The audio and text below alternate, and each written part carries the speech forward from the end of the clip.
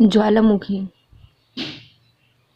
ज्वालामुखी एक उद्गार या निकास होता है जिसका संबंध पृथ्वी के आंतरिक भागों से होता है, जिससे लावा, भूकंपीय गैस, भाप और ताप खंडमय पदार्थ बाहर निकलता है। उसी के कहा जाता है ज्वालामुखी कहा जाता है, जिससे कुछ निकलता है, निकास या फिर दरार कहा जाता है, जिससे लावा, ज्वालामुखी गैस है, भाप और ताप खंड बाहर निकलते हैं।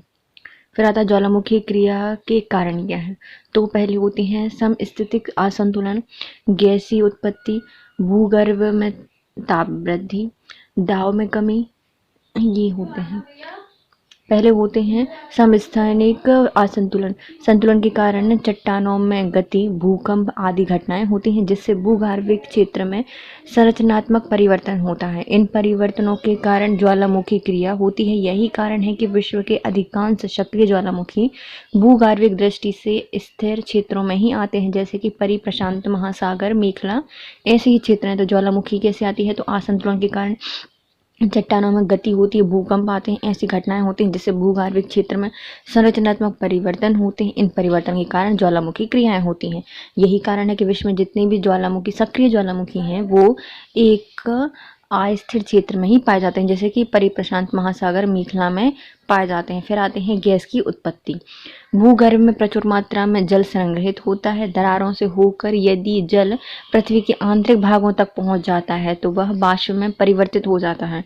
वाष्प और कुछ अन्य गैस ज्वालामुखी उद्गार से नोदक क्रिया का कार्य करती हैं। तो जो हमारी गैसें होती हैं, तो हमारी पृथ्वी में क्या होता है, बहुत सारी मात्रा में जल संग्रहित होता है, और यही जल दरारों के माध्यम से यदि पृथ्वी के आंतरिक भागों तक पहुंच जाता है तो वह जल वाष्प में बदल जाता है, और जल वाष्प और कुछ अन्य भूकंपी गैसें होती हैं वह उद्गार में एक नोदक का काम करती हैं। फिर आते हैं भूगर्भ में ताप वृद्धि। भूगर्भ में विभिन्न प्रकार के रेडियो सक्रिय पदार्थ पाए जाते हैं। इनके विखंडन में काफी ताप होता है। तापमान में अधिक वृद्धि होने से चट्टानें द्रवित अवस्था में परिवर्तित हो जाती हैं। इससे उनकी आयतन में वृद्धि होती है, अतः पिघला हुआ पदार्थ मैग्मा कमजोर दरारों से होकर ज्वालामुखी के रूप में धरातल पर पहुंच जाता है। तो भूगर्भ में ताप में वृद्धि से क्या होता है, बहुत सारे रेडियो सक्रिय पदार्थ हैं, एक दूसरे से विखंडन करेंगे, ताप की क्रिया होगी, ताप बढ़ेगा। वृद्धि होने से जो हमारी चट्टानें हैं वह द्रवित अवस्था में परिवर्तित हो जाती हैं। इनके जो आयतन में वृद्धि होगी, अतः पिघला हुआ पदार्थ मैग्मा कमजोर दरारों से होकर ज्वालामुखी के रूप में धरातल पर पहुंच जाता है। दाब में कमी। ऊपरी परतों पर या परतों द्वारा आरोपित बल के कारण भूगर्भ की चट्टानें उच्च ताप पर भी ठोस अवस्था में बनी रहती हैं, लेकिन भूगर्भिक हलचलों के कारण कई बार जो ऊपरी चट्टानें होती हैं वह दबाव कम हो जाता है। दबाव कम होने से या दाब कम होने से भूगर्भ में जो स्थित चट्टानें होती हैं पिघल कर मैग्मा का निर्माण करती हैं। इसके परिणाम स्वरूप आयतन में वृद्धि होती है और यह ज्वालामुखी क्रिया को प्रेरित करती हैं। यह प्रक्रिया विशाल चट्टानों वाले क्षेत्रों में अधिक सक्रिय होती है। तो दबाव में कमी क्या होता है, जो हमारी बाहर की परतें होती हैं वह एक बल आरोपित करती हैं। जैसे भूगर्भ की जो चट्टानें होती हैं वह एक उच्च ताप पर भी ठोस अवस्था में बनी रहती है, लेकिन जब भूगर्भीय हलचल होती हैं तो उन परतों के द्वारा एक निश्चित दाब को हटा लिया जाता है या कमी हो जाती है। इससे क्या होता है, जो चट्टानें होती हैं उस ताप पर पिघल जाती हैं, द्रवित होकर उनका आयतन वृद्धि होगी और वह ज्वालामुखी क्रिया को प्रेरित करेंगे, और यह क्रिया जो है पूरी वह विशाल चट्टानों वाले क्षेत्र में अधिक होती है। फिर आती हैं भूकंप के प्रकार। भूकंप के प्रकार कितने होते हैं, ज्वालामुखी उद्भेदन की क्रिया और उसके समय में पर्याप्त अंतर पाया जाता है। ज्वालामुखी उद्गार की प्रवृत्ति, स्वरूप, अवधि, निश्चित पदार्थ के आधार पर ज्वालामुखी को निम्न रूप में बांटा गया है। तो हमारे जो ज्वालामुखी उद्गार है उबला, और उसके ताप में कितने बार में वह फटता है, विस्फोट होता है उसमें, उसके अंतर पर उसकी प्रवृत्ति, स्वरूप, अवधि और निक्षिप्त पदार्थों के आधार पर ज्वालामुखी को निम्न स्वरूपों में वर्गीकृत किया गया है। अब आते हैं ज्वालामुखी का वर्गीकरण। तो आधार है, 3 आधार माना है। पहला है उद्गार की अवधि, कितने टाइम पे उद्गार हो रहा है। दूसरा, उद्गार का स्वरूप क्या है। तीसरा, निश्चित पदार्थ की संरचना, मतलब क्या क्या उससे निकल रहा है। तो पहला आता है उद्गार की अवधि, कितने टाइम पे हो रहा है। तो एक होता है सक्रिय ज्वालामुखी, हमेशा जलता रहता है, सुषुप्त ज्वालामुखी और शांत ज्वालामुखी। तो अवधि के आधार पर 3 प्रकार के होते हैं, सक्रिय, सुषुप्त और शांत ज्वालामुखी। उद्गार के आधार पर 2 भागों में बांटा जाता है। एक होता है केंद्रीय उद्गार वाला ज्वालामुखी, और एक होता है दरारी उद्भेदन ज्वालामुखी, जो केंद्रीय उद्गार होता है, मतलब केंद्र से सीधा उद्गार होता है। इसमें भी आते हैं 5 प्रकार के। पहला हवाई तुल्य ज्वालामुखी, दूसरा स्ट्रोम्बोली तुल्य ज्वालामुखी, वोल्केनो तुल्य ज्वालामुखी, पिलियन तुल्य ज्वालामुखी, विशुवियस तुल्य ज्वालामुखी। ये सब क्या होते हैं? केंद्रीय उद्गार वाले ज्वालामुखी होते हैं। हवाई, स्ट्रोम्बोली, वोल्केनो, पिलियन और विशुवियस ज्वालामुखी, ये सब केंद्रीय उद्गार वाले ज्वालामुखी हैं। अब आते हैं दरारी उद्भेदन वाले ज्वालामुखी। किसी टाइप का नहीं होता, अकेला होता है। फिर आते हैं निश्चित पदार्थ या संरचना के आधार पर ज्वालामुखी। तो एक होती है, मतलब क्या क्या उनसे निकल रहा है ना। निश्चित पदार्थ क्या है? तो राख ज्वालामुखी, लावा ज्वालामुखी और मिश्रित ज्वालामुखी। तो निश्चित ज्वालामुखी में होते हैं 3 टाइप के, लाख, लावा और मिश्रित। तो ज्वालामुखी के आधार हैं 3, अवधि, स्वरूप और निश्चित। तो अवधि में क्या क्या है? पहले आता है सुषुप्त, सक्रिय और शांत। उद्गार के आधार पर, मतलब स्वरूप कैसा है, तो एक केंद्रीय उद्गार है और दूसरा है दरारी उद्भेदन। केंद्र से निकल रहे हैं स्ट्रोम्बोली, हवाई, वोल्केनो, पिलियन और विशुवियस। और जो निश्चित पदार्थ है, इसमें लावा, राख और मिश्रित पदार्थ निकलते हैं। ज्वालामुखी के विभिन्न अंग कौन कौन से होते हैं? पहला होता है छिद्र, वेंट। ज्वालामुखी शंकु के माध्यम से गोलाकार या लगभग अर्धगोलाकार निकास होता है। छिद्र एक संकीर्ण नालिका द्वारा पृथ्वी के आंतरिक भागों से जुड़ा होता है। ज्वालामुखी पदार्थ इसी नालिका के माध्यम से निकलता है। तो छिद्र क्या होता है? तो ये ज्वालामुखी शंकु के मध्य में गोलाकार या अर्धगोलाकार निकास होता है। छिद्र एक सक्रिय नालिका द्वारा पृथ्वी के आंतरिक भागों से जुड़ा रहता है। ज्वालामुखी पदार्थ इन्हीं नालिकाओं के माध्यम से बाहर निकलती हैं। फिर आता है ज्वालामुखी से संबंधित महत्वपूर्ण शब्दावली, जैसे पायरोक्लास्टर या टेफ्रा। तो पायरोक्लास्टर क्या होता है? यह मैग्मा के साथ निकलने वाले बड़े बड़े चट्टानी पदार्थ होते हैं। पायरोक्लस्टर या टेफ्रा। टफ है थोड़ा सा, मैग्मा के पास ही जाना। तो बड़ी बड़ी ज्वालामुखी में, चट्टानों में से जब लावा के साथ चट्टानें निकलती हैं तो उनको पायरोक्लस्टा या फिर टेफ्रा कहा जाता है। फिर आता है ज्वालामुखी बम। जब ज्वालामुखी विस्फोट के समय पिघला लावा ऊंचाई तक फेंकता है या फेंका जाता है, लावा बहुत ऊंचाई तक फेंका जाता है, तो उससे नीचे आने में समय लगता है और इसी बीच में वह जमकर गोल अंडाकार आकार ग्रहण कर लेता है और इसे ही ज्वालामुखी बम कहा जाता है। तो ज्वालामुखी जब फटता है, विस्फोट होता है, तो उसका जो लावा होता है बहुत ऊंचाई तक फेंकता है, उसको नीचे आने में समय लगता है और वह गोल अंडाकार आकार ग्रहण कर लेता है, जिससे ज्वालामुखी बम कहते हैं। फिर आते हैं लेपली। जब ज्वालामुखी बम का आकार टमाटर के दाने के समान होता है तब उसे लेपली कहा जाता है। ले भैया लेप लगा लूँ। तो जब ज्वालामुखी जो बम है उसका आकार टमाटर के दाने के समान होता है तो उसे क्या कहा जाता है? लेपली कहा जाता है। शकोरिया। जब लेपरी भी छोटे छोटे से टुकड़े को शकोरिया कहा जाता है। तो जो लेपरी है, मतलब मटर के दाने के जैसे ज्वालामुखी बम है, वो बहुत सारे टुकड़े हैं छोटे छोटे से, उनको क्या कहा जाता है? उनसे भी छोटे छोटे टुकड़े हैं, उन्हें शकोरिया कहा जाता है। शकोरिया। प्यूमिश। जब लावा के झाग बने हल्के और छिद्रदार शिलाखंड होते हैं, उन्हें क्या कहा जाता है? प्यूमिश कहा जाता है। जब लावा के झाग से बना हुआ हल्का और छिद्रदार जो शिलाखंड होता है उसे क्या कहा जाता है? प्यूमिश कहा जाता है। झाग है, झाग से बना हुआ हल्का और छिद्रदार शिलाखंड प्यूमिश कहलाता है। टफ। ज्वालामुखी धूल, राख, लेप्रे आदि के जमने से निर्मित चट्टानों को वैशिया शिकोरिया से संगठित नुकीले चट्टान टुकड़े होते हैं, उन्हें क्या कहा जाता है? टफ कहा जाता है। जो धूल के कण, राख, लेपली आदि के जमा होने से निर्मित बेसिका और शिकोरिया से संगठित नुकीली चट्टानों के टुकड़े क्या कहलाते हैं? टफ कहलाते हैं। ज्वालामुखी शंकु। इनका निर्माण विस्फोट प्रकार की ज्वालामुखी द्वारा होता है। जो विस्फोटक प्रकार की ज्वालामुखी होती हैं वो किसका निर्माण करती हैं? ज्वालामुखी शंकु का निर्माण करती हैं। इसका निर्माण छिद्र के चारों तरफ विखंडित पदार्थों के शंकु आकार में क्रमित जमा होने से होता है। तो जो हमारा इनका निर्माण कैसे होता है? तो किसी छिद्र के चारों ओर विखंडित जो पदार्थ है उसके शंकु आकार में क्रमित जमाव से किसका निर्माण होता है? ज्वालामुखी शंकु का निर्माण होता है। फिर आता है शंकु के शीर्ष में एक कीप के आकार का गड्ढा होता है जिसे क्रेटर कहा जाता है। क्रेटर जब आकार में विस्तृत हो तो उससे कैडिला कहा जाता है। देखो ज्वालामुखी शंकु क्या होता है? यह जो विस्फोटक प्रकार की ज्वालामुखी होती है उनमें होता है लावा के छिद्र के चारों तरफ विखंडित पदार्थों के शंकु के आकार में क्रमित जमाने से होता है शंकु का निर्माण। जब यह शंकु का जो ऊपरी भाग होता है उस कीप के आकार का होता है तो उसे क्रेटर कहा जाता है, और जब क्रेटर का आकार बहुत बड़ा हो जाता है तो उसे कैल्डेरा कहा जाता है। ज्वालामुखी के विस्फोटक उद्गार से शंकु के ऊपरी कीप आकार गर्त फंसे हुए भाग के उदाहरण होते हैं। यह कई प्रकार के होते हैं। तो ज्वालामुखी विस्फोट के जो उद्गार होता है उससे शंकु के ऊपरी जो कीप आकार का गर्त होता है उसके धसे हुए भाग के उदाहरण होते हैं, जिसके कई प्रकार होते हैं। पहला आता है क्रेटर। जब ज्वालामुखी शंकु ऊपर सामान्यतः मिलने वाले कीप आकार गर्तनुमा आकृति होती है, यदि जल का भराव हो जाता है तो उसे क्रेटर झील बन जाती है। जैसे कि महाराष्ट्र के बुल्ढाना झील में लोनार झील। कभी कभी मुख्य क्रेटर में कुछ छोटे छोटे क्रेटरों का निर्माण हो जाता है। इस प्रकार के क्रेटर को घोंसलादार क्रेटर कहा जाता है। इसके लिए फिलीपींस के माउंट तल में 3 छोटे छोटे क्रेटर मिलते हैं। देखो क्रेटर क्या होता है?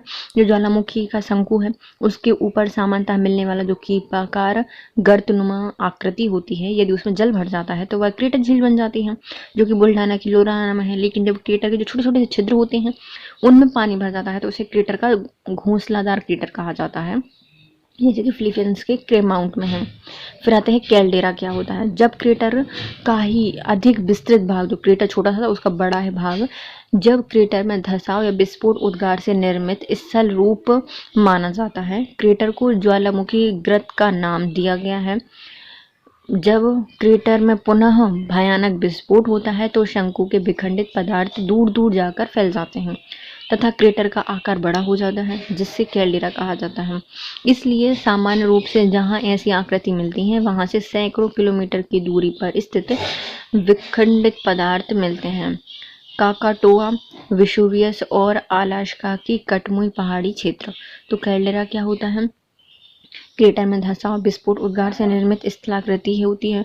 ज्वालामुखी गर्त का नाम कहा जाता है। जब क्रेटर में पुनः विस्फोट होता है और उसके शंकु में विघटित पदार्थ दूर दूर फैल जाता है, आकार बड़ा हो जाता है, तो कैल्डेरा कहा जाता है। इससे सामान्य रूप में जहाँ पर आकृति मिलती है उसमें सैकड़ों किलोमीटर की दूर पर स्थित जो विखंडित पदार्थ होते हैं उन्हें मिलते हैं काकाटोआ, वेसुवियस, अलास्का में कटमुई पर्वत क्षेत्र इसी के उदाहरण हैं। फिर आते हैं उद्गार के रूप क्या होते हैं। तो उद्गार के अन्य रूप भी होते हैं, जैसे ग्रेजर या उष्ण स्रोत। पृथ्वी के एक छिद्र से होकर भूमिगत जल स्रोत से बाष्प या फिर अति उष्ण जल का प्रचंड निकास होता है, उसे गीजर कहा जाता है। तो उष्ण स्रोत या फिर गीजर क्या होते हैं? तो यह भूमि में एक छिद्र से होकर जो भूतापीय जल का स्रोत होता है, जो बाष्प और अति उष्ण जल का प्रचंड निकास होता है, उसे गीजर कहा जाता है। जैसे कि येलोस्टोन पार्क में संयुक्त राज्य अमेरिका में है ओल्ड फेथफुल। और उष्ण स्रोत से बाष्प और जल निकाल या निरंतर निकलता रहता है, जैसे पूगा, लद्दाख, राजगीर, बिहार, सोना, हरियाणा। तो ये क्या होते हैं? इनसे निरंतर जल निकलता रहता है, पूगा, लद्दाख, राजगीर, बिहार और सोना, हरियाणा। अब आते हैं फुहारे क्या होते हैं। तो ऐसे छोटे छोटे जिसके सहारे गैस और वाष्प निकलती रहती है, क्या होते हैं? छोटे छोटे छिद्र होते हैं जिनसे गैस और वाष्प निकलती रहती है, उन्हें फुहारे कहा जाता है। फुहारे ज्वालामुखी की सक्रियता के अंतिम लक्षण माने जाते हैं। तो जो हमारी ज्वालामुखी सक्रिय है इसका अंतिम लक्षण क्या होता है? फुहारे होते हैं। इसमें को सुल्तान धुआरा ईरान में है और हवाई द्वीप का धुआरा एक कुहारे कहलाते हैं। फिर आते हैं ज्वालामुखी विश्व वितरण कहाँ कहाँ पर है। तो देखिए जो हमारी प्रशांत महासागरीय वलय है जिसे अग्निमुद्रिका कहा जाता है, यहाँ पर है। मोना लुआ भी यहीं पर है, सक्रिय ज्वालामुखी में से आता है। विषुवत रेखा के पास मिल जाएंगे आपको, ऑस्ट्रेलिया में, न्यूजीलैंड के पास ये प्रशांत क्षेत्र में मिल जाएंगे, यहाँ पे भी कुछ कुछ हैं।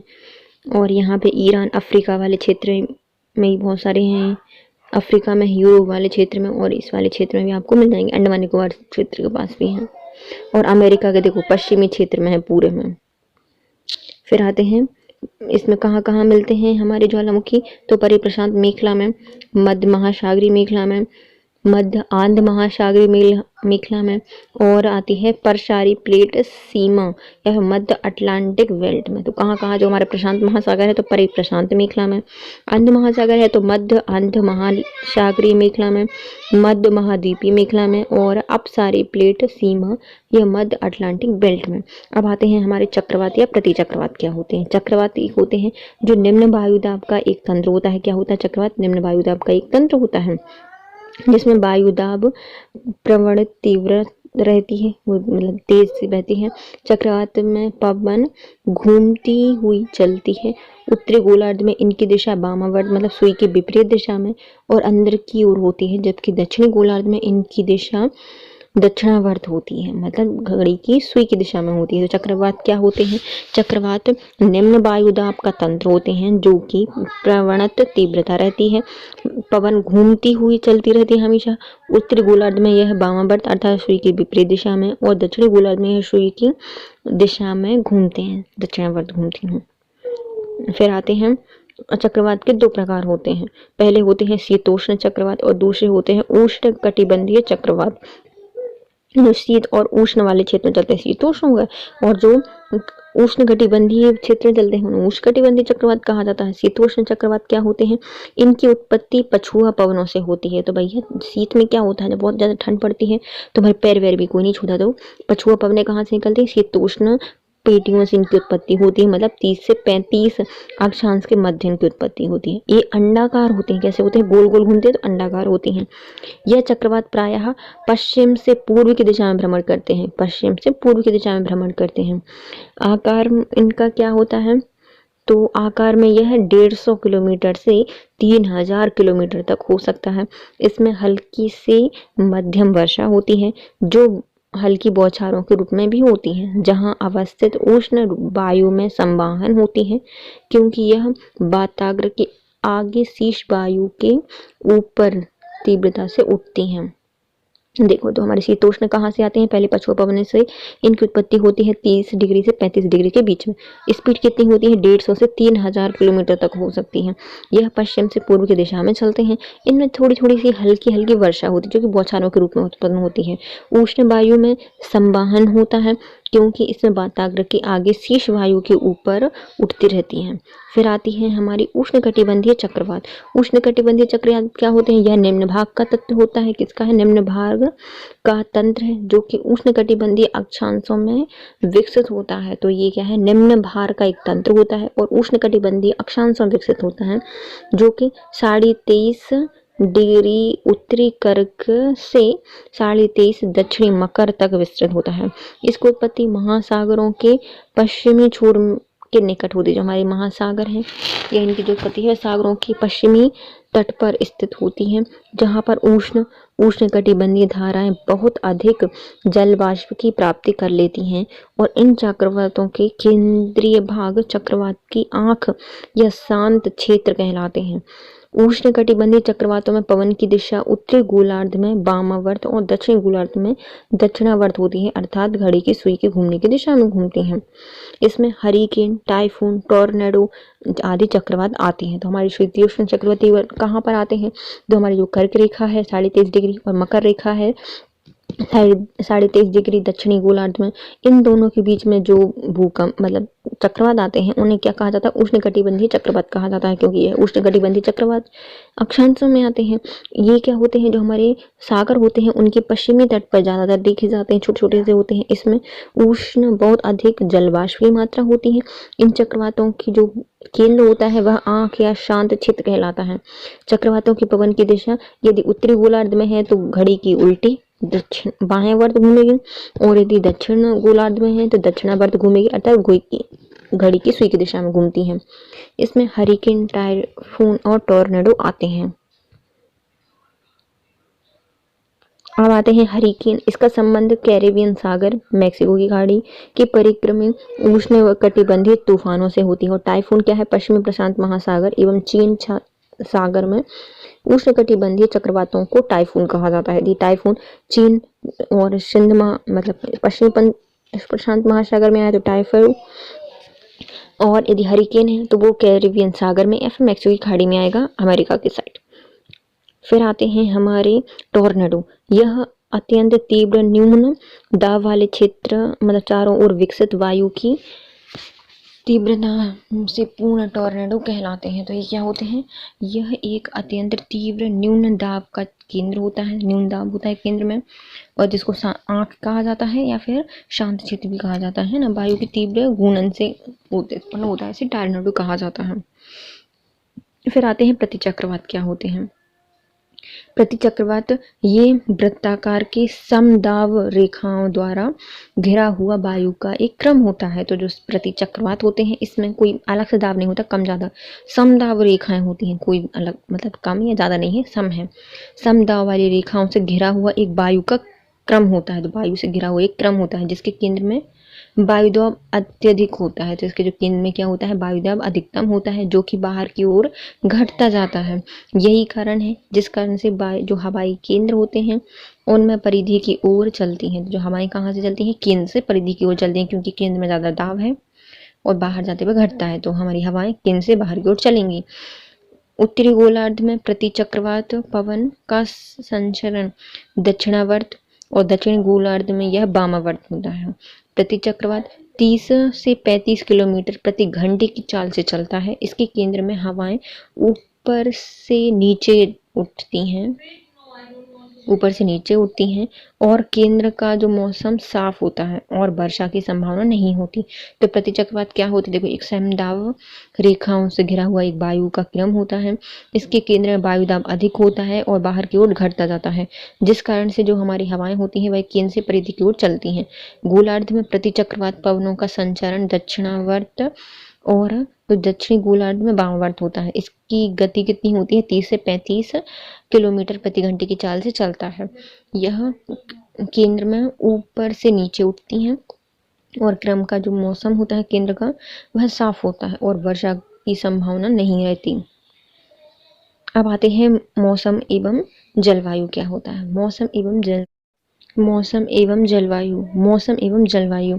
मौसम का आशय वायुमंडल की दिशाओं में क्षणिक या कुछ मिनटों में से लेकर महीनों तक होता है। तो मौसम क्या होता है? कुछ महीनों से एक महीने तक क्षणिक होता है ना, परिवर्तन से होता है। जबकि जो जलवायु होता है इसका तात्पर्य अपेक्षाकृत दीर्घकालीन मौसम दशाओं से आश्रित या फिर औसत से होता है, जिसे क्या कहा जाता है? जलवायु कहा जाता है। तो मौसम क्षणिक दशा है, कुछ मिनटों से कुछ महीनों तक चलती है, जबकि जो जलवायु है वह अपेक्षाकृत दीर्घकालीन समय तक चलता है या औसत होता है दशाओं का।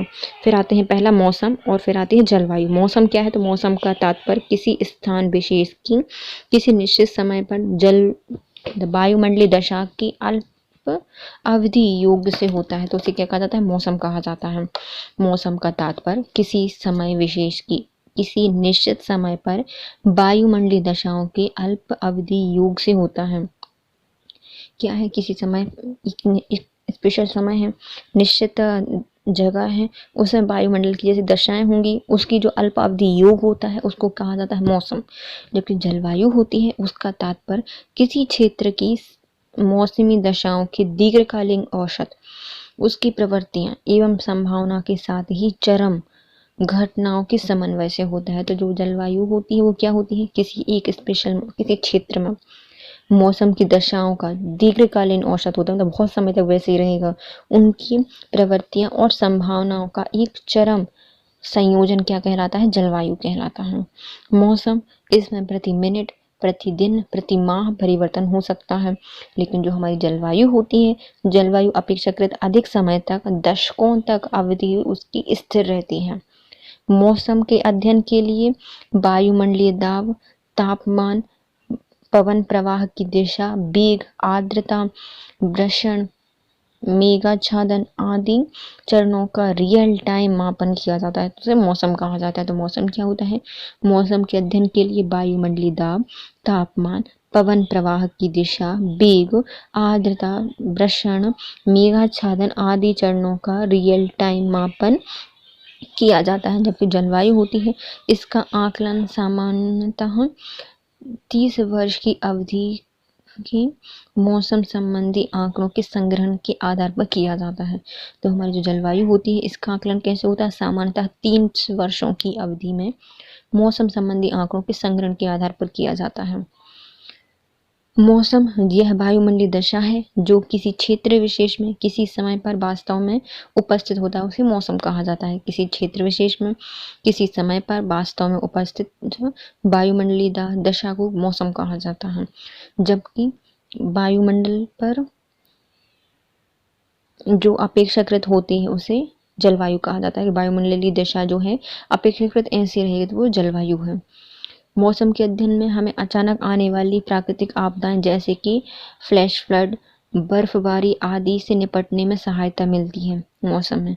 लेकिन जलवायु के अध्ययन से समुद्री स्तर, वर्षण के स्वरूप, स्थानीय जलवायु में परिवर्तन को समझने में मदद मिलती है, जिससे फसल, वन, जल आपूर्ति आदि को प्रभावित करता है। तो मौसम का अध्ययन करने से जो अचानक आने वाली आपदाएं होती हैं, जैसे कि फ्लैश फ्लड हो गया, बर्फबारी हो गया, बहुत ज़्यादा वृष्टि हो गई, वो, और जो हमारी जलवायु होती है, इसके अध्ययन से हमें जल का स्तर, वर्षण का स्वरूप क्या होगा, स्थानीय जलवायु में परिवर्तन को समझने में, कृषि में, फल में, वन में, जल आपूर्ति आदि को प्रभावित करने में या मापन करने में सहायक होता है।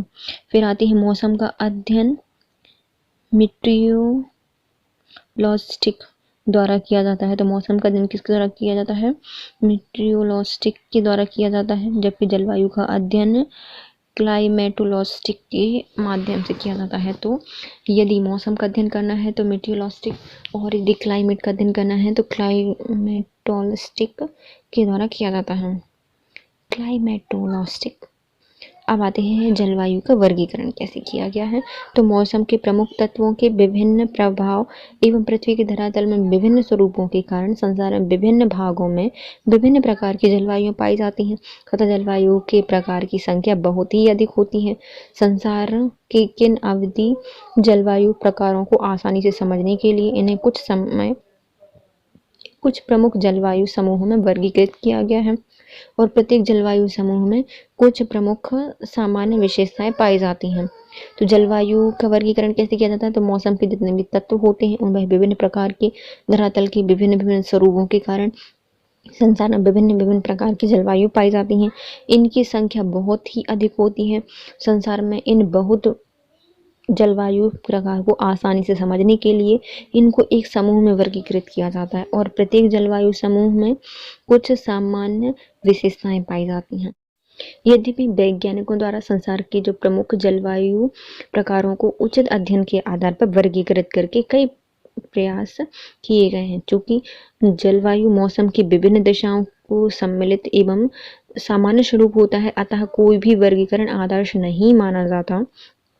फिर भी यूनानियों ने तापमान, तापक्रम के वितरण के आधार पर संसार की जलवायु को वर्गीकृत करने का प्रथम प्रयास किया।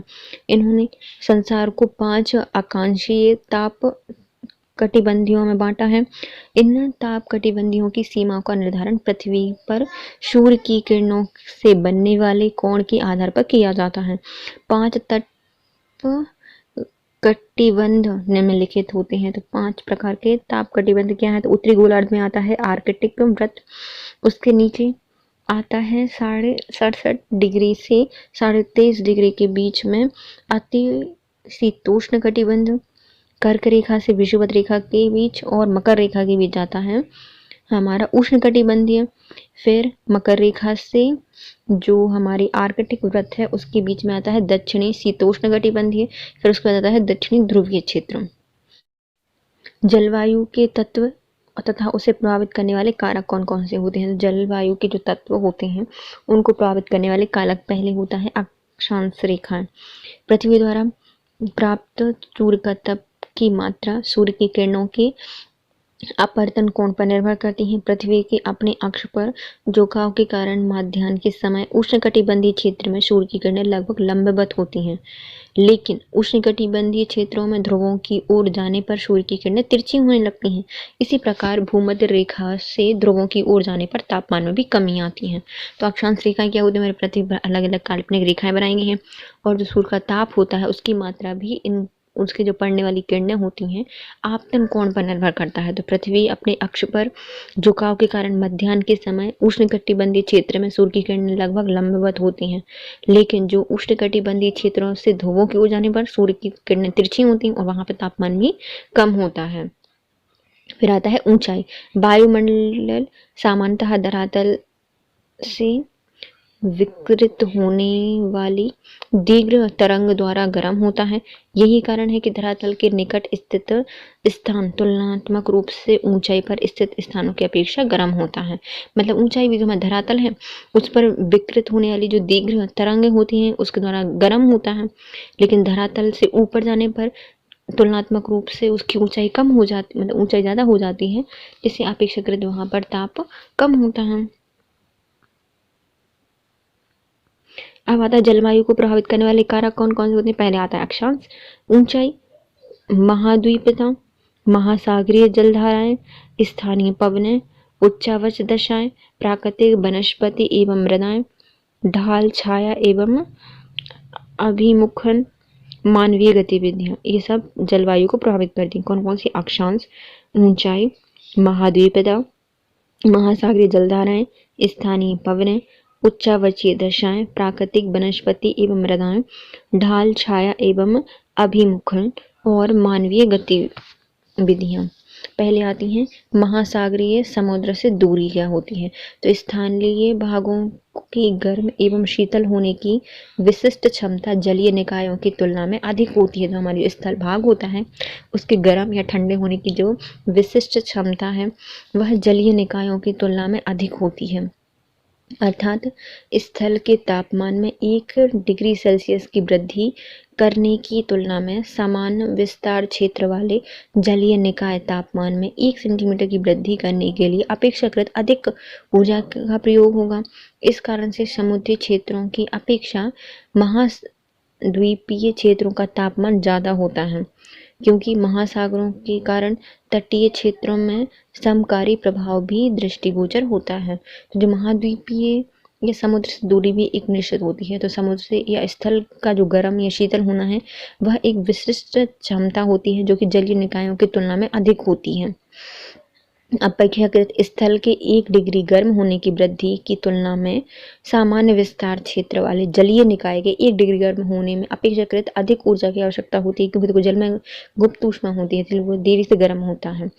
इस कारण से समुद्री क्षेत्र की अपेक्षित जो महाद्वीपीय क्षेत्र होता है उसका तापमान ज़्यादा होता है। साथ ही महासागरों के कारण तटीय क्षेत्रों में जो समकारी प्रभाव होते हैं वो भी दृष्टिगोचर होते हैं। अब आता है महासागरीय जलधाराएं। समुद्र क्षेत्र गर्म ठंडी जल महासागरीय जलधाराओं द्वारा प्रवाहित होता है। गल्फ स्ट्रीम और उत्तरी अटलांटिक प्रवाह जैसी गर्म महासागरीय धाराओं के कारण पश्चिम यूरोप के मौसम गर्म रहता है। फलस्वरूप इस क्षेत्र में अवस्थित बंदरगाह वर्ष भर खुले रहते हैं। सामान्य अक्षांश पर उत्तर पूर्वी कनाडा के तट पर स्थित बंदरगाह वहां बहने वाली लेब्राडोर ठंडी जलधारा के कारण कई महीनों तक हिम आच्छादित रहते हैं। ठंडी जलधाराएं ग्रीष्म ऋतु के तापमान को भी अपेक्षाकृत रूप से कम कर देती हैं, विशेषकर तब जब समुद्र की ओर से आने वाले पवनों द्वारा धरातल की ओर प्रभावित होता है। देखो महासागरीय जलधाराएं भी क्या होती हैं, ठंडी और गर्म होती हैं, तो कई बार इनसे भी वहाँ का मौसम या टेम्परेचर मानसून या जलधारा जो होती है वो सबको प्रभावित करती है। जैसे कि गल्फ स्ट्रीम की जो उत्तरी अटलांटिक प्रवाह है वह गर्म जलधारा है महासागरीय, वह जब पश्चिमी यूरोप पर जाती है तो वहाँ का मौसम गर्म कर देती है, जिससे क्या होता है वहाँ के बंदरगाह वर्ष भर खुले रहते हैं। और समान ही जो अक्षांश पर स्थित जो उत्तरी कनाडा में स्थित जो बंदरगाह है वहां से आने वाली जो लब्राडोर की ठंडी जलधारा है वहां पर ठंड कर देती है, जिससे वहां पर सब जम जाता है। तो ठंडी जलधाराएं ग्रीष्म ऋतु में भी अपेक्षाकृत कम कर देती हैं। तो यदि ठंडी जलधारा रही तो गर्मियों को भी ठंडा कर देगी। ऐसा ही क्या होता है, जो सागरी की ओर से आने वाली जो जलधाराएं होती हैं वह धरातल को भी प्रभावित करती हैं। उच्चावचीय दशाएं, महासागरों में जो उच्चावच होते हैं वो भी प्रभावित होते हैं। तो जलवायु उच्चावच दशाओं द्वारा भी प्रभावित होता है। निश्चित क्षेत्र की तुलना में पर्वतीय क्षेत्र अधिक वर्षा होती है, क्योंकि पर्वतों के सहारे वायु का आरोहण से इसके तापमान में कमी आती है, जिससे परिणाम स्वरूप आर्द्र वायु संघनित होकर वर्षा करती है। ऊंचाई बढ़ने के साथ ही वायु अपेक्षाकृत विरल हो जाती है और वहां वर्षा की ऊष्मा ग्रहण करके धारण करने की क्षमता को कम कर देता है। देखो उच्चावच में भी होता है, तो धरातल पे या समतल पे अभी बताया था कि टेम्परेचर ज़्यादा होता है, बहुत गर्मी होती है, लेकिन जब अपन पहाड़ों पे चले जाओ ठंड होता है। क्यों? क्योंकि वहाँ पे भी दाब कम होता है। उससे क्या होती है, जो हमारी बाष्प होती है वह मतलब पर्वतों के सहारे वायु के आरोहण से तापमान में कमी हो जाएगी, जिसके कारण वहां परिणाम स्वरूप आर्द्र वायु संग्रहित होकर वर्षा करती है। ऊंचाई बढ़ने के साथ ही वायु अपेक्षाकृत विरल हो जाती है और उसकी ऊष्मा ग्रहण कर लेती है और धारण करने की क्षमता कम हो जाती है। प्राकृतिक वनस्पति एवं मृदाएं, प्राकृतिक वनस्पति किसी प्रदेश के तापमान को अत्यधिक प्रभावित करती हैं। उदाहरण के लिए अमेज़न बेसिन अपेक्षाकृत कम सूर्यताप प्राप्त करता है, क्योंकि वह सघन वन वर्षा वनों से ढका हुआ है। इस कारण से खुले क्षेत्रों की तुलना में अधिक ठंडा होता है। जो हमारी वहाँ की वनस्पति होती है किसी भी क्षेत्र की, वो भी वहाँ के तापमान को अत्यधिक प्रभावित करती है। जैसे कि अमेज़न की घनी वन जंगल है, वह अपेक्षाकृत कम सूर्यता प्राप्त करते हैं, क्योंकि वहाँ पे घने वन पाए जाते हैं जो कि वहाँ के टेम्परेचर को कम कर देते हैं, ठंडा कर देते हैं। फिर आती है गहरे रंग की मृदा, अपेक्षाकृत अधिक ऊष्मा अवशोषित करती है। शुष्क मृदाएं तापमान परिवर्तन की प्रति अधिक संवेदनशील होती हैं, जबकि जो चिकनी मृदा होती हैं जैसे कि नम मृदाएं देर से गर्म एवं ठंडी होती हैं। मृदाओं के इस प्रकार के अंतर से भी किसी प्रदेश का तापमान में अंतर परिवर्तित देखा जा सकता है। तो गहरे रंग की जो मृदा होती है वह अपेक्षाकृत कैसी होती है, अधिक ऊष्मा को अवशोषित करेगी, तब गर्म होगी। और शुष्क मृदाएं होती हैं वह तापमान परिवर्तन के प्रति अधिक संवेदनशील होगी। चिकनी मृदा हो गई, नर्म मृदा हो गई, वो भी अधिक या गर्म या ठंडी होने में उसको टाइम लगेगा। और इस अंतर से ही प्रदेश के तापमान में भी परिवर्तन देखा जा सकता है। ढाल, छाया या फिर अभिमुखन, मंद ढाल की तीव्रता ढाल एवं स्थान पर तापमान में अधिक तीव्रता परिवर्तन देखा जा सकता है। देखो यदि मंद ढाल है कहीं की और कहीं पर तीव्र ढाल है, तो वहां के भी टेम्परेचर में आपको अधिक तीव्र परिवर्तन देखा जा सकता है। जैसे कि अल्पास के समान पूर्व से पश्चिम की ओर विस्तृत मैदान श्रेणियों की दक्षिणी ढाल और सूर्य के सम्मुख ढाल सनी स्लोप का तापमान उत्तरी छायावर्ती ढाल जो कि एक शेल्ट स्लोप की तुलना में अधिक होता है। अपेक्षाकृत अधिक सूर्यता प्राप्त करने का कारण इसका दक्षिणी ढाल अंगूर की कृषि के लिए अधिक उपयुक्त होता है और वनस्पति आवरण भी तुलनात्मक रूप से अधिक समृद्ध होती है। तो ढाल या छाया भी करती है। यदि सूर्य के पास सूर्य के साइड का ढाल होगा तो वो तापमान ज़्यादा होगा, लेकिन सूर्य के जो अपेक्षाकृत उल्टा या विपरीत जो ढाल होगा वहाँ पे टेम्परेचर कम होता है। तो जैसे अल्पास के समान पूर्व से पश्चिम की ओर जब विस्तृत जो पर्वत श्रेणी है उसकी दक्षिणी ढाल या सूर्य के सम्मुख ढाल जो कि सनी स्लोप का तापमान उत्तरी छायादार ढाल की तुलना में अधिक होता है। अपेक्षाकृत अधिक तापमान प्राप्त करने के कारण इसका दक्षिणी ढाल अंगूर की कृषि के लिए अत्यधिक उपयुक्त होता है और वहाँ पर वनस्पति आवरण भी तुलनात्मक रूप से अधिक समृद्ध होता है। मानवीय गतिविधियों का प्रभाव, मानवीय गतिविधियां भी वायु या जलवायु को प्रभावित करती हैं। मानव इतिहास के आरंभ में ही जलवायु पर हमारी गतिविधियों का प्रभाव अत्यंत कम रहा होगा, तथापि जनसंख्या वृद्धि, तकनीकी विकास, अत्यधिक समय में वृक्षों की कटाई, औद्योगिक प्रदूषण आदि के कारण भी जलवायु पर नकारात्मक प्रभाव से वृद्धि हो रही है एवं प्राकृतिक संतुलन भी प्रभावित हो रहा है। तो पहले तो जब हमारी सभ्यता जन्म हुई थी तब तो बहुत कम प्रभाव पड़ता था, लेकिन अब जब जनसंख्या इतनी वृद्धि हो गई है, तकनीकी का विकास हो गया है, जनसंख्या बहुत ज़्यादा है, वृक्षों की कटाई भी हो रही है, औद्योगिक प्रदूषण है, जलवायु पर नकारात्मक प्रभाव करती हैं। बना आवरण में कमी के कारण प्राकृतिक रूप से होने वाली कार्बन सिक्वेस्ट्रेशन की क्रिया मंद हो गई है। ध्यान तलब है कि कार्बन सिक्वेस्ट्रेशन की क्रिया द्वारा कार्बन चक्र को संतुलित करके ग्लोबल वार्मिंग जैसी समस्याओं को कम किया जाता है। सिक्वेस्ट्रेशन। अब आती है विश्व की जलवायु प्रदेश। विषुवत रेखीय एवं भूमध्य रेखीय जलवायु।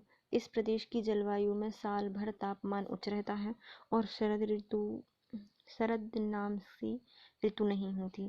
पूरे वर्ष औसत तापमान 27 डिग्री सेल्सियस होता है और अधिकतम वार्षिकांक तापमान 5 डिग्री होता है। दैनिक तापांतर भी 12 डिग्री सेल्सियस से कम ही होता है। वायु को अपेक्षित आर्द्रता 80% से अधिक होती है और वर्षा सामान्य प्रकार की होती है और साल भर होती है। वार्षिक वर्षा 200 सेंटीमीटर से अधिक होती है। तो जो विषुवतीय रेखीय एवं जो भूमध्य रेखीय जलवायु होती है वो कैसी होती है, वहाँ पे तापमान ज़्यादा होगा, ऊंचा होगा।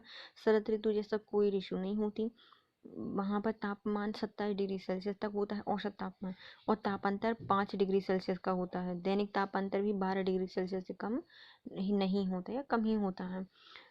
वायु की जो अपेक्षाकृत आर्द्रता होती है वह 80% से अधिक होती है। आर्द्रता 80% से अधिक होती है। अपेक्षाकृत आर्द्रता कितनी होती है? 80% से अधिक आर्द्रता होती है। वर्षा संवहनी प्रकार की होती है और साल भर होती रहती है। वर्षा 200 सेंटीमीटर से भी अधिक होती है। अब आती है उष्ण मानसूनी या फिर भारतीय प्रकार की जलवायु। तो उष्ण मानसूनी जलवायु कैसी होती है? तो इस प्रकार की जलवायु में जाड़े ग्रीष्म की दो स्पष्ट और अलग अलग होती हैं ऋतुएं, साथ ही वर्षा की भी एक अलग से ऋतु होती है, मतलब 3 ऋतुएं होती हैं। गर्मियों का टेम्परेचर 27 डिग्री सेल्सियस से अधिक होता है, मतलब 35 डिग्री से 40 डिग्री सेल्सियस तक होता है। जाड़े में 10 डिग्री सेल्सियस तक नीचे भी उतर जाता है, मतलब ठंडों में 10 डिग्री से नीचे आ जाता है। तापांतर कितना होता है? तो 15 डिग्री सेल्सियस तापांतर होता है। वर्षा में भी एक स्पष्ट ऋतु मिलती है जो कि ग्रीष्म ऋतु के तुरंत बाद होती है। वर्षा मुख्यतः जून से सितंबर तक होती है जो काफ़ी अनिश्चित प्रवृत्ति की होती है। जाड़े की ऋतु प्रायः शुष्क होती है और वार्षिक जो औसत होता है वर्षा का सामान्यतः 40 से 200 सेंटीमीटर तक होता है। तो जो उष्ण मानसूनी या फिर जो भारतीय प्रकार की जलवायु होती है वो कैसी होती है? इसमें ठंड की और गर्मी की स्पष्ट ऋतुएं होती हैं। इसमें एक ऋतु वर्षा की भी होती है। इसमें गर्मियों में टेम्परेचर 27 डिग्री से अधिक होता है, मतलब 35 से 40 डिग्री तक होता है, और जाड़े में 10 डिग्री से भी नीचे आ जाता है। तापांतर होता है कितना? 15 डिग्री सेल्सियस होता है। वर्षा की जो स्पष्ट ऋतु मिलती है अलग से, जो कि गर्मी के ग्रीष्म ऋतु के बाद ही होती है। जून से सितंबर तक बीच में वर्षा होती है जो काफ़ी अनिश्चित की प्रवृत्ति होती है। जाड़े की ऋतु प्रायः शुष्क होती हैं और औसत वार्षिक वर्षा सामान्यतः 40 से 200 सेंटीमीटर तक होती है। अब आती है सुडानी या फिर सवाना प्रकार की जलवायु। सामान्यतः 10 डिग्री से 30 डिग्री अक्षांश तक विस्तृत यह जलवायु प्रदेश वर्ष भर उच्च तापमान, मतलब 18 डिग्री सेल्सियस से अधिक तापमान वाला होता है। वार्षिक तापांतर 10 डिग्री होता है। ग्रीष्म ऋतु में यहाँ पर विषुवतीय जलवायु से भी अधिक तापमान होता है और सामान्य रूप से इस जलवायु का औसत तापमान 20 डिग्री सेल्सियस से 30 डिग्री तक होता है। दैनिक तापांतर भी अधिक होता है। वार्षिक काल में यह 25 सेंटीमीटर से 100 सेंटीमीटर तक वर्षा होती है। वर्षा ऋतु में होती है। वर्षा गर्मियों में होती है। कब होती है वर्षा? गर्मियों में होती है। और कितनी? 25 सेंटीमीटर से 100 सेंटीमीटर तक वर्षा होती है। विषुवतीय सीमाओं तक से अधिक होती है। इसमें जो वर्षा होती है वह विषुवतीय सीमाओं पर समुद्री तटों से अधिक होती है और वर्षा में अनिश्चितता की प्रवृत्ति होती है। तो जो सुडानी या फिर सवाना प्रकार की जलवायु होती है वह 10 डिग्री से 30 डिग्री अक्षांश के बीच होती है। वर्ष भर इसमें उच्च तापमान रहता है। तापांतर 10 डिग्री सेल्सियस का होता है। ग्रीष्म ऋतु में यहाँ पर विषुवतीय जलवायु से अधिक तापमान होता है। सामान्य रूप से यहाँ पर तापमान 20 डिग्री से 30 डिग्री तक रहता है। दैनिक तापांतर अधिक होता है। वार्षिक वर्षा 25 सेंटीमीटर से 100 सेंटीमीटर में होती है। गर्मियों में होती है। विषुवतीय सीमांत क्षेत्र पर समुद्री तट से वर्षा होती है और वर्षा में अनिश्चितता पाई जाती है। फिर आती है उष्ण मरुस्थलीय या फिर सहारा प्रकार की जलवायु। इस प्रकार की जलवायु का विस्तार साधारण रूप से 15 डिग्री से 30 डिग्री अक्षांश के मध्य उष्ण मरुस्थल में पाई जाती है। इसका औसत तापमान 10 डिग्री सेल्सियस होता है और ग्रीष्म में यह 30 डिग्री सेल्सियस मिलता है। वार्षिक तापांतर लगभग 20 डिग्री सेल्सियस होता है। विश्व में सर्वाधिक तापमान उष्ण मरुस्थल में ही मिलता है। दैनिक तापांतर अत्यधिक मिलता है क्योंकि यहाँ पर दिन में तेज गर्मी पड़ती है और रात में सर्दी।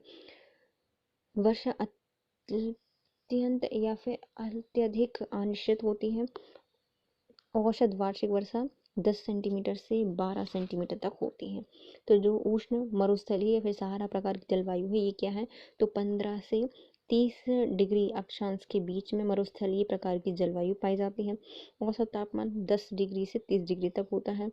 तापांतर अधिक होता है 20 के लगभग, क्योंकि यहाँ पर रात में बहुत ज़्यादा ठंड होती है और दिन में या फिर ठंडों में बहुत ज़्यादा ठंड होती है, गर्मियों में बहुत ज़्यादा गर्मी पड़ती है। यहाँ पर वर्षा अनिश्चित होती है या फिर बहुत ज़्यादा होगी या फिर बहुत कम होगी। जो कि वर्षा होती है सिर्फ 10 से 12 सेंटीमीटर की वर्षा होती है। फिर आती है महाद्वीपीय हो गई। अब आती है भूमध्य सागरीय और समसागरीय जलवायु।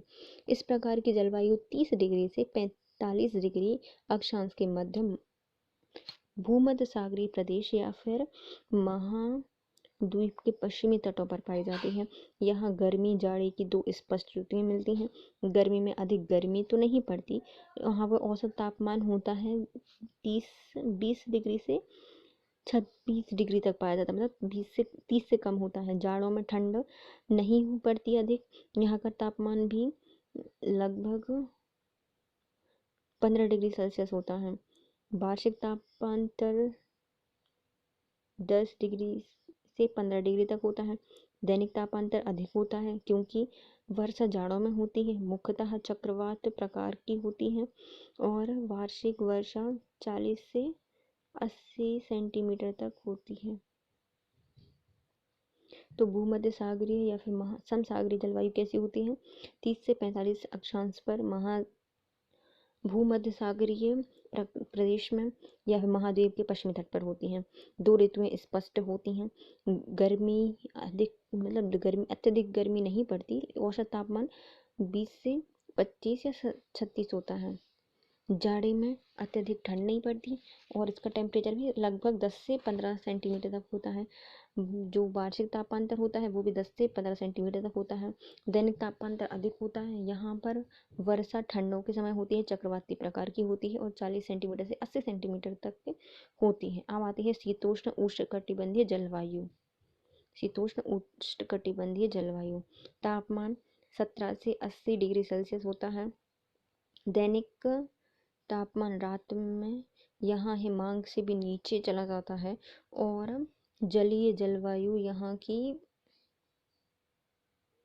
30 से 45 अक्षांश के मध्य महादेशों के आंतरिक भागों में पाया जाता है। गर्मी में अत्यधिक तक चला जाता है। दैनिक तापमान 50 डिग्री होता है क्योंकि दिन में तापमान 38 डिग्री सेल्सियस से बढ़ जाता है जबकि रात में नीचे जा जाता है। वार्षिक तापांतर लगभग 40 सेंटीमीटर होता है और वार्षिक वर्षा अति अल्प होती है। इसका मुख्यतः गर्मी होती है। यहाँ पर अधिक वार्षिक वर्षा भी 20 से 30 सेंटीमीटर तक की होती है। तो ये थी हमारी कौन सी शीतोष्ण मरुस्थलीय जलवायु। टेम्परेचर 17 से 18 सेल्सियस, तापांतर ज़्यादा, रात में बहुत ठंड, दिन में बहुत गर्मी।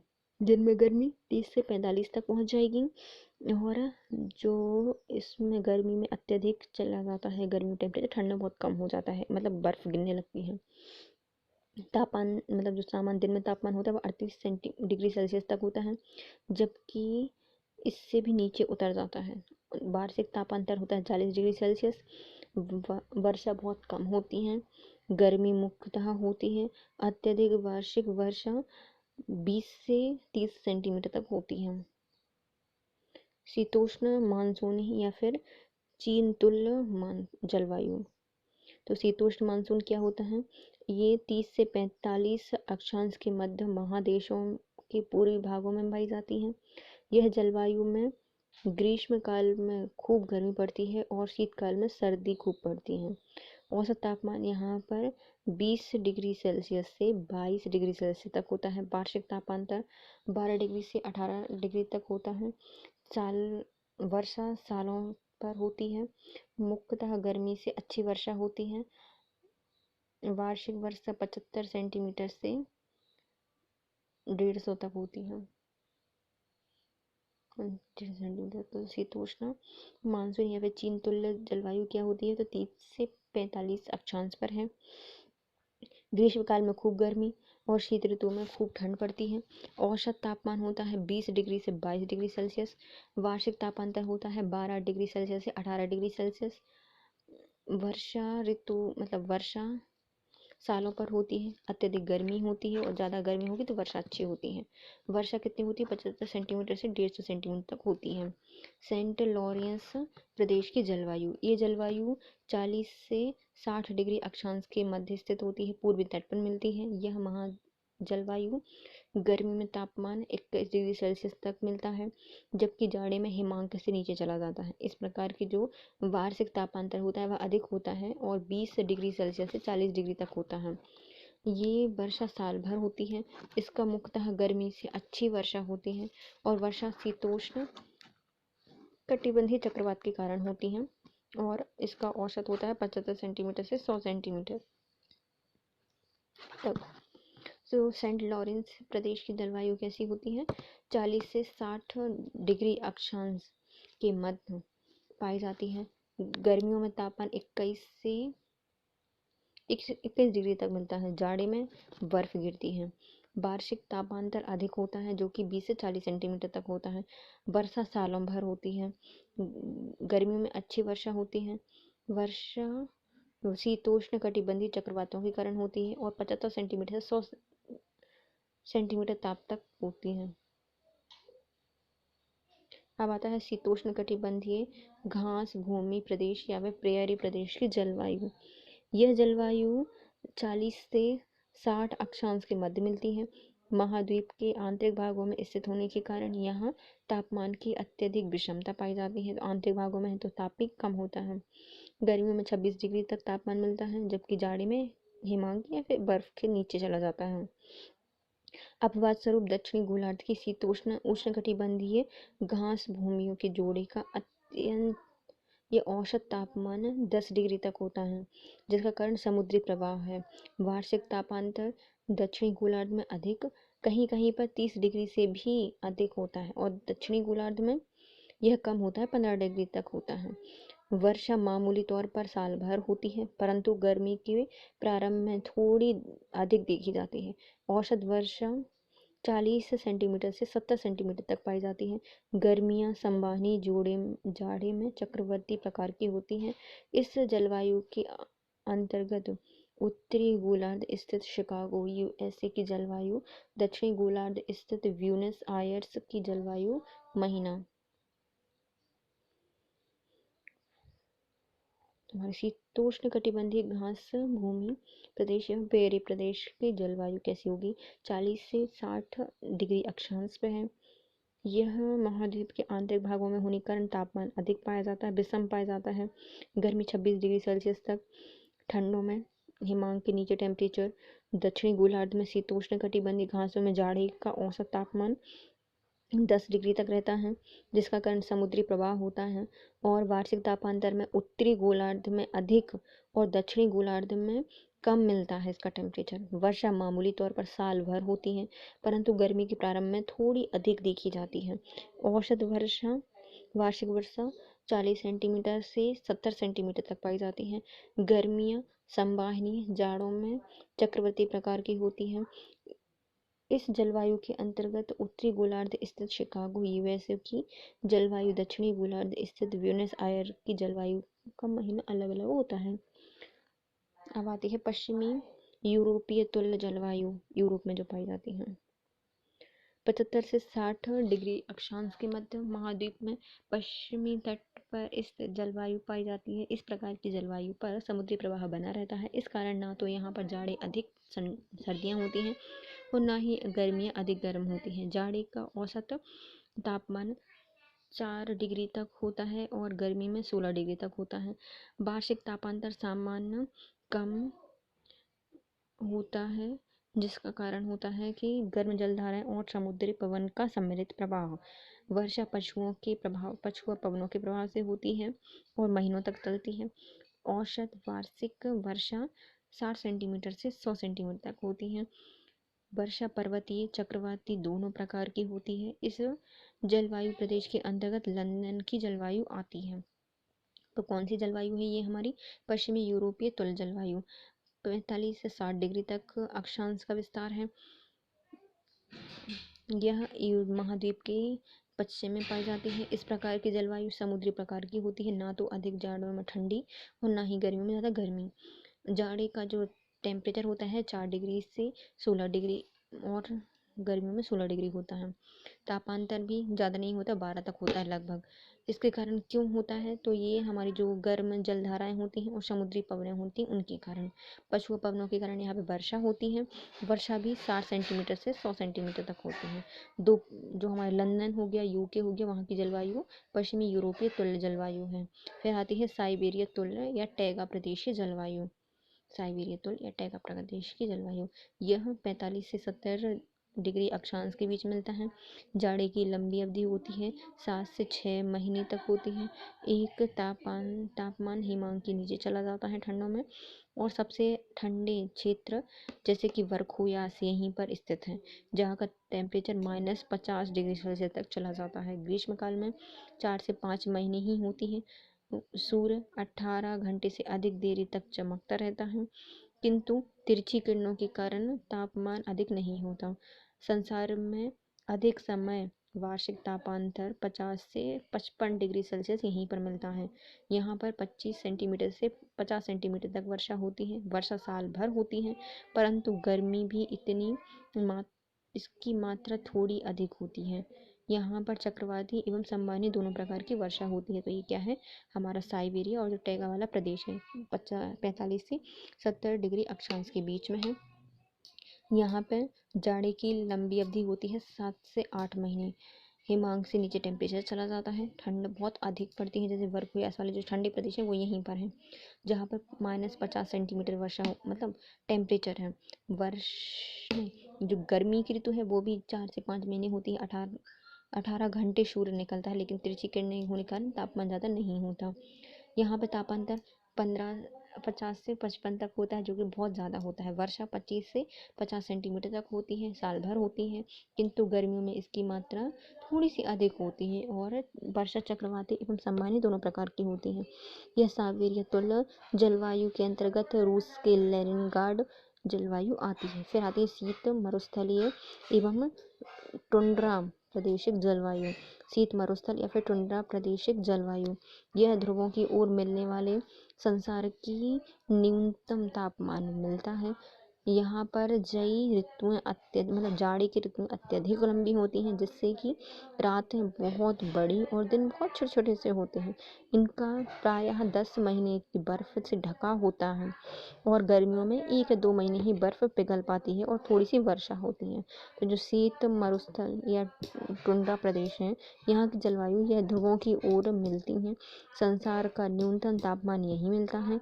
जाड़े अत्यधिक लंबे होते हैं, रातें बहुत बड़ी होती हैं, दिन छोटे होते हैं। 10 महीनों तक यहाँ पे बर्फ से सब क्षेत्र ढका रहता है। गर्मी 1 से 2 महीने पड़ती है और उसमें थोड़ी सी वर्षा हो जाती है और बर्फ पिघलती है।